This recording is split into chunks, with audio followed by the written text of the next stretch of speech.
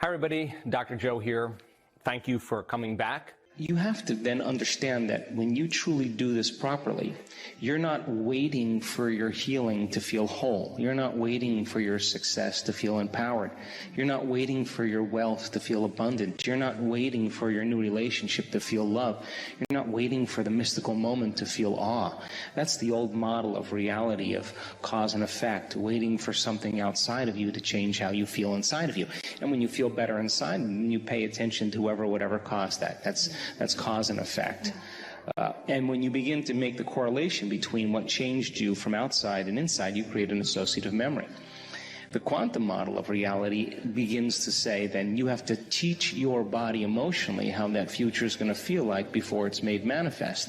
In other words, you have to feel awe in order for the mystical moment to happen. You have to feel abundance before your wealth can occur. You have to feel in love with life before your new relationship happens. And so we're not defining reality by our senses because we're not waiting then for anything outside of us to change how we feel inside of us. So if there's physical evidence in your brain and body to look like the experience has already occurred, physical evidence, because the epigenetic model of reality says you can change your body by thought alone, and neuroplasticity says you can change your brain by thought alone. So if there's physical evidence to look like the experience has already occurred, well, relax, because the experience is going to find you. And it's going to come in a way that you least expect. Consistent action. Why? Because meditation, the actual translation of the word meditation, means to become familiar with. So the first thing you have to do is you have to become conscious of your unconscious thoughts. You got to notice your automatic habits and behaviors. And you have to become aware of your emotions that keep you anchored to the past. And if you can become so conscious of the unconscious states of mind and body that they would never slip by your conscious awareness again, you're becoming familiar with the old self so you don't return. Then if you begin to think about new ways of being defined by a vision, plan your behaviors, review them in your mind. Now, if you keep doing that over and over again, nerve cells that fire together wire together. You begin to become familiar with a new state of mind. At the same time, if you can emotionally cultivate your inspiration, your joy, your enthusiasm ahead of the experience, by repeating that over and over again, cultivating that state, it's going to begin to become familiar to you. So then the process of change then requires unlearning and relearning.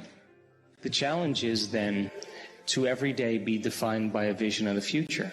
So then, when you combine a clear intention, that's a thoughtful process, with an elevated emotion, a heartfelt state of being, thoughts are the language of the brain, feelings are the language of the body. When you truly do that, your brain and body are living in the future instead of living in the past. And you're going to be drawn to some new event, because thoughts are the electrical charge in the quantum field, and feelings are the magnetic charge. And how you think and how you feel broadcasts an electromagnetic signature that influences every single atom in your life. So here's the question then.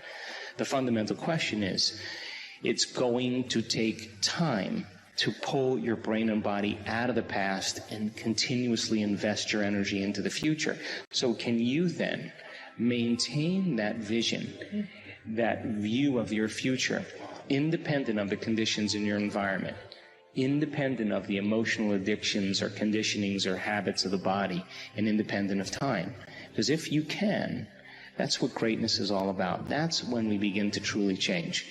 And people around the world are doing this consistently, and they're doing it really well because it's our natural, innate way of being. We are creators. Once you start opening your heart, it begins to move into coherence. It begins to produce a measurable magnetic field up to 3 meters wide. Now that's frequency, that's energy. And all that energy, that frequency, carries information, carries an intent. So then when you're feeling gratitude and your heart is open, you're broadcasting energy into the field. Now, frequency. A frequency. You lay the intent of the thought of your health or your wealth. That frequency can carry the thought of your wealth. It can carry the thought of your health. If you're suffering, suffering does not carry, that energy does not carry the thought of your wealth. It carries a different set of thoughts.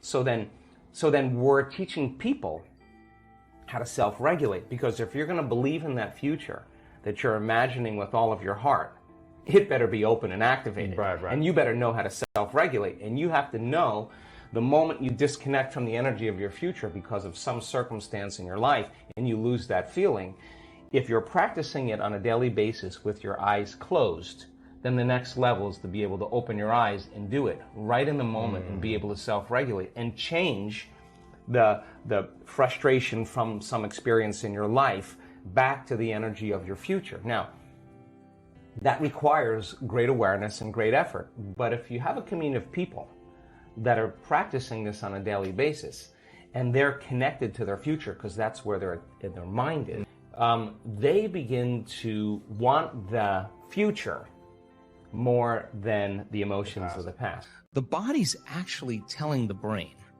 A habit is when the body becomes the mind. So the body's stepping out into the unknown and says, ooh, I'd rather feel guilty, I'd rather feel unhappy than be in this discomfort. So then, at least then when they return back to that familiar feeling, then they feel safe. So they step out in the unknown and the body starts influencing the mind, saying, you can start tomorrow, you're too busy, it's your mother's fault, it's your culture's fault, I don't have enough money, this isn't going to work.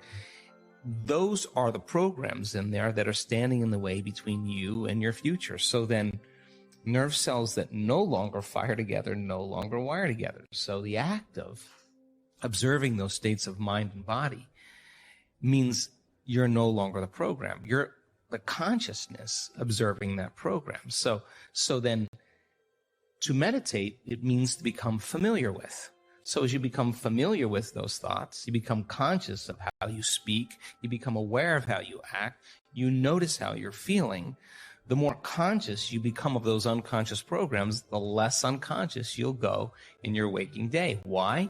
Because it's not enough to just have a great meditation and get up and get on the freeway and get in traffic and getting stressed. You just return back to the old self again. Our job then is to sustain that modified state of mind and body the entire day. And if you can, get ready, because something different or unusual is going to begin to happen in your life, and it will come as a coincidence or a synchronicity. And that's breadcrumbs from the divine saying you're on the path. Just keep doing it. There'll be another one. Just keep staying in that energy.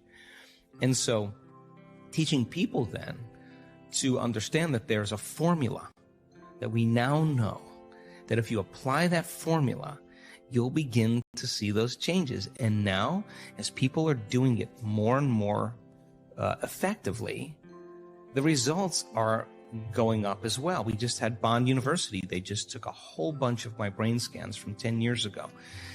Huge clinical study, a lot of analysis, and they're blown away by the speed in which the community can change brain and heart coherence. They know how to do it. Something that's separate from them. They've practiced it enough times that they now know how to do it. So what's the significance of that? Well, really simple. In your life, if you start returning back to the same reactions, to the same people and circumstances, you're returning back to the old self. So you got to stay conscious in your life. And if you're not being defined by a vision of the future, then you're left with the memories of the past, and you will be predictable in your life. So crossing that river of change from the old self to the new self, there's a neurological, a biological, a chemical, a hormonal, a genetic death of the old self. But if you teach people there's something on the other side, they won't give up on themselves. They'll keep going. So there's enough evidence to encourage people. And you can't tell me you're too old to do this work. You can't tell me you're too sick to do this work. You can't tell me you had a turbulent past, or that you're too overweight or too underweight or too out of shape, or you can't even tell me that you've never meditated before. In fact, some of our greatest scans are people who just have never meditated before, that are not trying to do anything. They just follow instructions. So our community now is beginning to understand that it is possible, and they go all in, not 50% in, not 60% in. If we do a week-long event, we got 1,000 people or 1,500 people, and they are all in. And that when they start getting beyond themselves, that first day or second day, once they start getting beyond themselves, and that magic starts to happen, then I have no idea. I can't predict